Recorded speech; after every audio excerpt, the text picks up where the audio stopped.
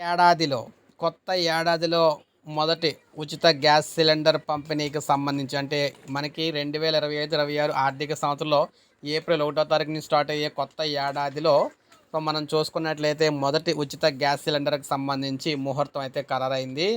So దీనికి సంబంధించి మనం చూసుకున్నట్లయితే ఈ వారంలోనే అంటే ఏప్రిల్ మొదటి వారంలోనే మంచి రోజున చూసుకొని చంద్రబాబు గారు అయితే ప్రారంభం చేయబోతూ ఉన్నారు. అంటే కొత్త ఏడాదిలో మొదటి ఉచిత గ్యాస్ సిలిండర్కి సంబంధించి ప్రభుత్వం ప్రారంభించిన తర్వాత అందరూ కూడా బుక్ అయితే చేసుకోవచ్చు అనమాట. ఈ కార్యక్రమాన్ని ఏప్రిల్ 5 కానీ ఏప్రిల్ 6 కానీ మంచి రోజులు చూసి ప్రారంభిస్తారని చెప్పేసి అయితే తెలుస్తూ ఉన్నారనమాట.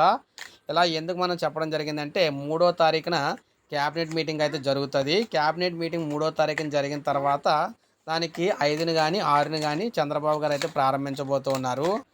అప్పుడు అందరూ కూడా ఉచితంగా మనకి గ్యాస్ సిలిండర్ ఈ ఏడాదిలో కొత్త ఏడాదిలో ఉచిత గ్యాస్ సిలిండర్ అయితే బుక్ అయితే చేసుకోవచ్చు అనమాట. సో ఇది మనకి తాజా సమాచారం గ్యాస్ సిలిండర్లకు సంబంధించి.